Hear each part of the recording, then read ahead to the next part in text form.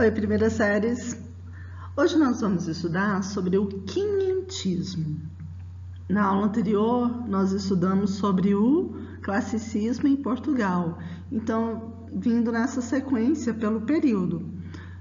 Nós estudamos já sobre o trovadorismo, o humanismo e o classicismo. Essas foram escolas literárias, onde registravam as suas características.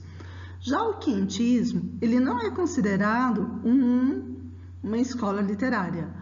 Porém, o quinhentismo será o quê? É onde vai estar acontecendo os primeiros registros aqui no Brasil, da parte literária, onde fica algo arquivado, registrado.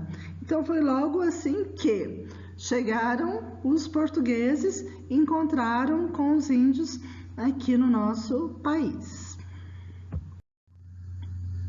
O quinhentismo, ele representa a primeira manifestação literária no Brasil, que também ficou conhecida como literatura de informação. Então, sim, o primeiro manifesto literário que aconteceu aqui no Brasil foi o quinhentismo, que também é chamado de literatura de informação, porque é onde vieram a ter esses registros.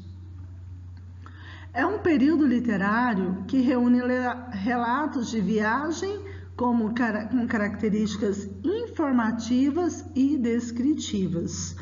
Nós notaremos bastante a presença de adjetivos, então ela é bem descritiva mesmo, porque chegaram, então eles viram algo diferente, uma flora, uma fauna, pessoas diferentes, então eles vão estar registrando tudo que foi visto. E é uma literatura de informação. São textos que descrevem as terras descobertas pelos portugueses no século XVI, desde a fauna, a flora e o povo. Vale lembrar que o quinhentismo brasileiro ele ocorreu paralelo ao classicismo português, e o nome do período refere-se à data de início 1500, por isso quinhentismo, porque aconteceu em 1500. O quinhentismo no Brasil.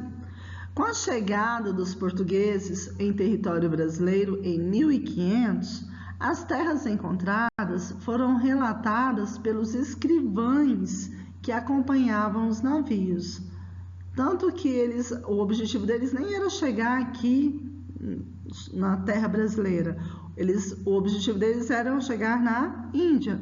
Porém, usaram outro caminho para chegarem até aqui. Assim, a literatura de informação foi produzida pelos viajantes do início do século XVI, no período do descobrimento do Brasil e das grandes navegações. Além disso, os jesuítas responsáveis por catequizarem os índios, eles criaram uma nova categoria de textos que fizeram parte do quinhentismo, que também foi a literatura de catequese. Então, nós teremos a literatura de informação e também a literatura de catequese. A literatura de catequese foi registrada mais pelos jesuítas, pelos padres. Os principais cronistas desse período são Pero Vaz de Caminha, Pero Magalhães Gândavo, Padre Manuel da Nóbrega e Padre José de Anchieta. A exaltação da terra, exótica e exuberante, seria sua principal característica. O Brasil é lindo, né, gente? Marcada pelos adjetivos, quase sempre empregados no superlativo. Então, era tudo muito lindo, tudo assim, bem exacerbado mesmo. E esse ufanismo e exaltação do Brasil seria a principal semente do sentimento nativista, que ganharia força no século XVII, durante as primeiras manifestações contra a metrópole. O quinhentismo tem como tema geral os próprios objetivos da expansão marítima. Vasco da Gama. A conquista material relacionada com as grandes navegações e a conquista espiritual resultante da política portuguesa da Contra-Reforma e representada pela literatura jesuítica da Companhia de Jesus. Essas palavrinhas a gente vai sempre lembrando desde quando começamos a estudar a história ali no ensino fundamental.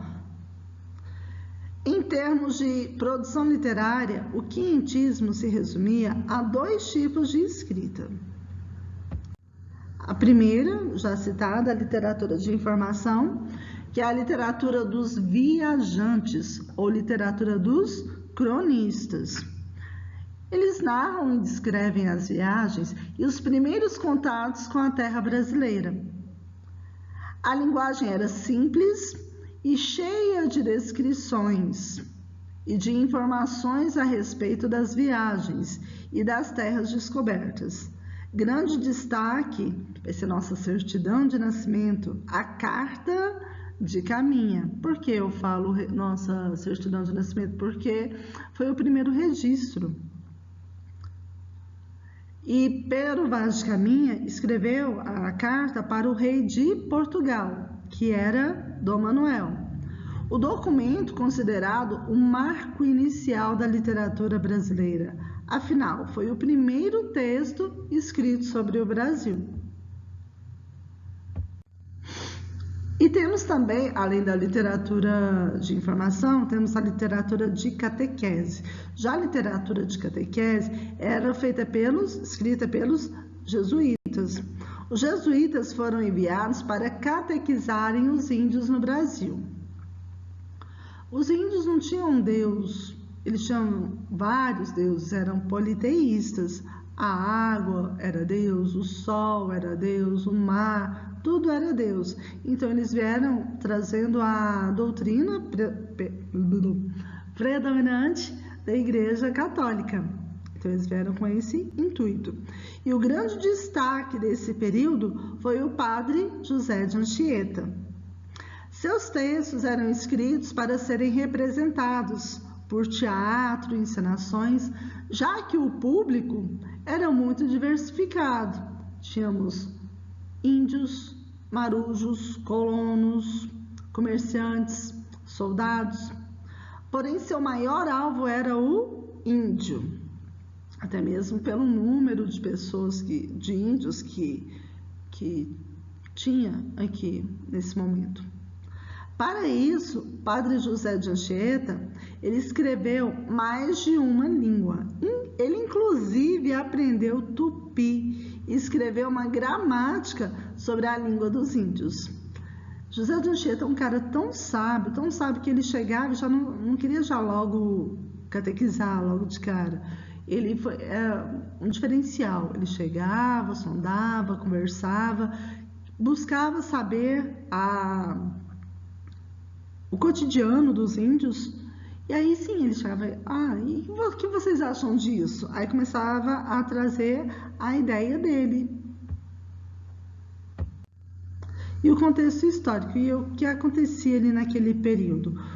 O quinhentismo vai ser o início da colonização brasileira. As duas forças políticas que atuaram na dominação do território e dos nativos, tínhamos o Estado português e a Igreja Católica. São perceptíveis a partir das produções literárias do período, tanto por meio das descrições de Pero Vaz de Caminha ou das peças e poemas do Padre José de Anchieta. É possível perceber traços do momento histórico que o país passava. As principais características do quinhentismo.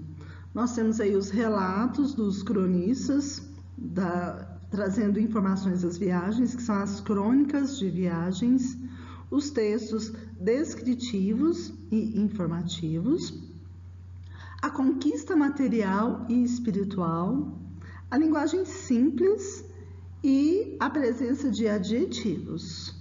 Tudo muito bem descritivo mesmo. Os principais autores e obras do quinhentismo. Muitos viajantes e jesuítas contribuíram com seus relatos para informar os que estavam do outro lado do Atlântico, suas impressões acerca da nova terra encontrada. Por isso, muitos dos textos que compõem a literatura quinhentista possuem forte pessoalidade, ou seja, as impressões de cada autor. A obra desse período que mais se destaca é a carta de Pero Vaz de Caminha ao rei de Portugal. E os principais autores do quinhentismo são Pero Vaz de Caminha, Hans Staden, Padre José de Anchieta e Padre Manuel da Nóbrega. E as obras principais. As mais relevantes do quinhentismo são, entre outras, lógico que podia faltar, que essa é essencial, a Carta de Pero Vaz de Caminha, Duas Viagens ao Brasil, de Hans Staden, poemas, peças de teatro e arte de gramática da língua mais usada na costa do Brasil, Padre José de Anchieta, além dos escritos e cartas do Padre Manuel da Nóbrega. Então vamos falar sobre o que trouxe todo esse início, né? O Pero Vaz de Caminha. Ele foi escrivão-mor da esquadra liderada por Pedro Álvares Cabral. Pero Vaz de Caminha, escritor e vereador português, registrou suas primeiras impressões acerca das terras brasileiras. Fez isso por meio da Carta de Achamento do Brasil, datada em 1º de maio de 1500.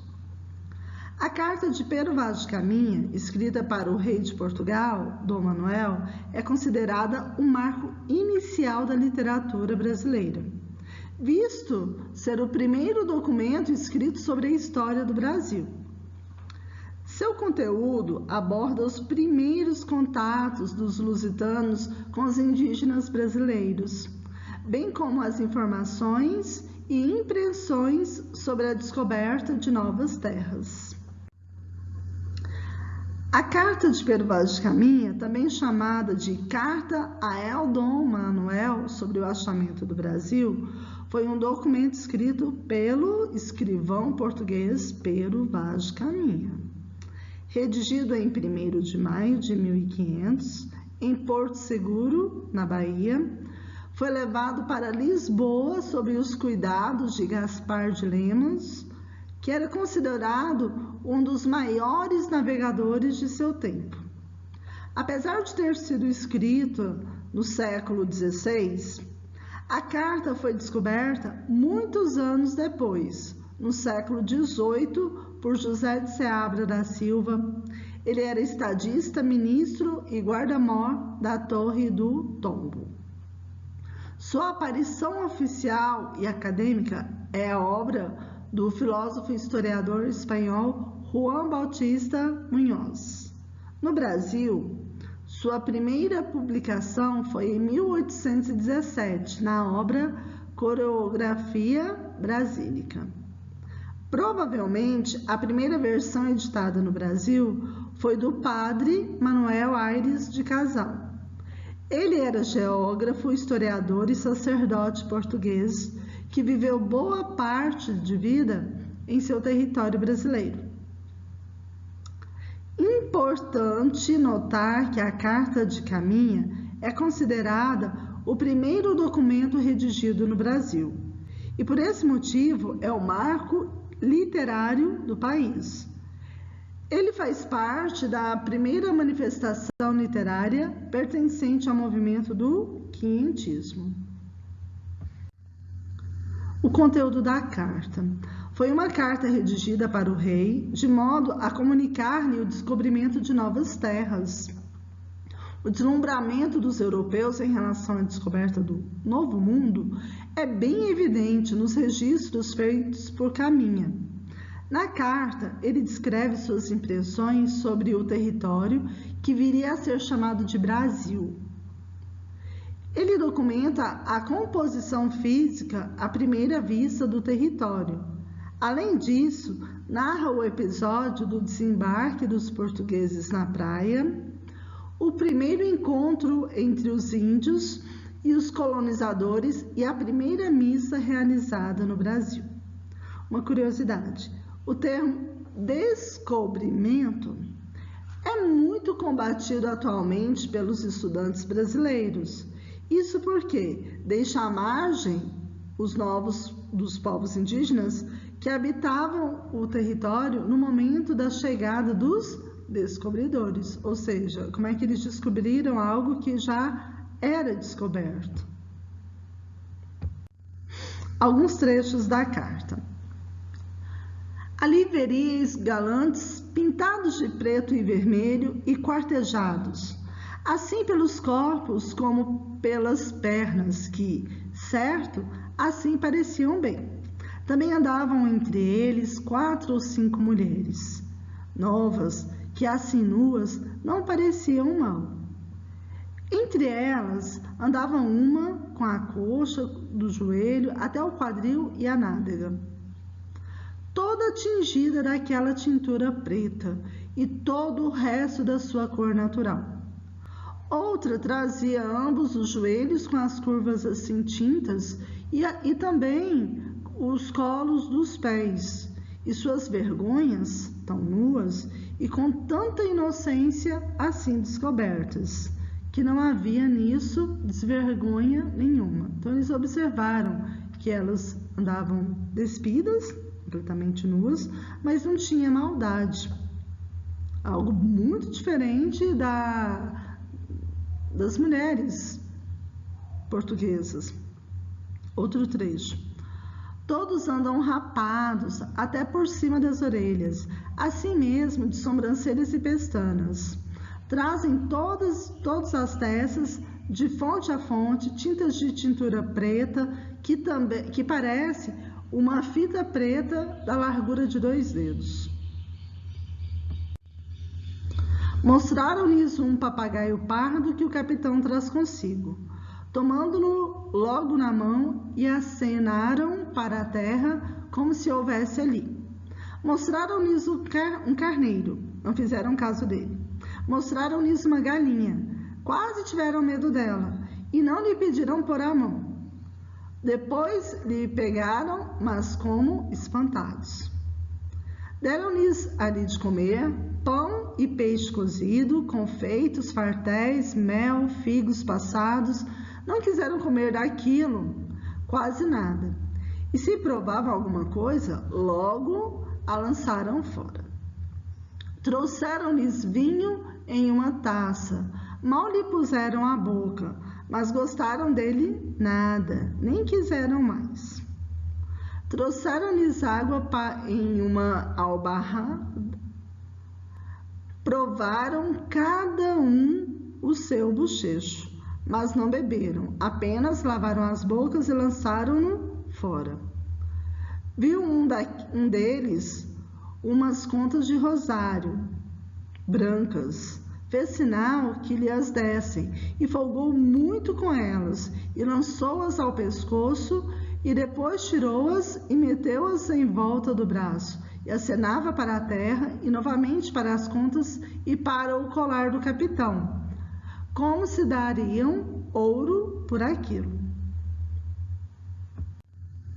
Vamos falar então sobre José de Anchieta. Foi historiador, gramático, poeta, teatrólogo e um padre jesuíta espanhol.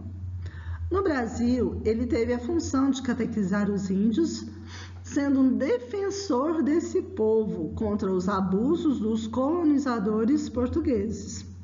Dessa maneira, ele aprendeu a língua tupi e desenvolveu a primeira gramática da língua indígena, chamada de língua geral. Suas principais obras são A Arte da Gramática, arte de gramática da língua mais usada na costa do Brasil, escrita em 1595, e poema Virgem, que ele era devoto a Maria. A obra do padre José de Anchieta só foi totalmente publicada no Brasil na segunda metade do século XX. Demorou, hein? Aqui nós temos um trecho do poema da Virgem Maria, escrito por José de Anchieta. Ó doce chaga, que repara os corações feridos, abrindo largo estrada para o coração de Cristo. Prova do novo amor que nos conduz à união. Amai uns aos outros como eu vos amo. Porto do mar que protege o barco de afundar. Em ti todos se refugiam dos inimigos que ameaçam. Tu, Senhor, és medicina presente a todo mal. Quem se acabrunha em tristeza, em consolo se alegra. A dor da tristeza coloca um fardo no coração. Por ti, mãe, o pecador está firme na esperança. Caminhar para o céu, lá da bem-aventurança. Ó morada de paz, canal de água sempre vivo, jorrando água para a vida eterna. Esta ferida do peito, ó mãe, é só tua. Somente tu sofres com ela, só tu a podes dar. Dá-me acalentar neste peito aberto pela lança, para que possa viver no coração de meu Senhor, entrando no âmago amoroso da piedade divina. Este será meu repouso, a minha casa preferida. No sangue jorrado redimi-la meus delitos, e purifique com água a sujeira espiritual. Embaixo deste teto, o céu, que é a morada de todos. Viver e morrer com prazer, este é o meu grande desejo. E sobre Pero de Magalhães Gândavo. Foi gramático, professor, historiador e cronista português. Ficou conhecido pelos relatos que fez sobre a fauna, a flora e a dimensão das terras brasileiras em seu livro História Província de Santa Cruz, a que vulgarmente chamamos de Brasil. Além dos animais distintos e das plantas exóticas, ele descreve sobre os povos indígenas e a descoberta do Brasil por Pedro Álvares Cabral. Outra obra que merece destaque é o Tratado da Terra do Brasil, escrito em 1576. E Manuel da Nóbrega, que foi um jesuíta português e chefe da primeira missão jesuítica à América, Armada de Tomé de Souza. Participou da primeira missa realizada no Brasil e da fundação das cidades de Salvador e Rio de Janeiro. Seu trabalho no Brasil foi de catequizar os índios, e as suas obras que merecem destaque são Informação da Terra do Brasil, Diálogos sobre a Conversão do Gentio e o Tratado contra a Antropofagia. Pessoal, capricha nas atividades, qualquer dúvida chama lá no WhatsApp e que Jesus abençoe.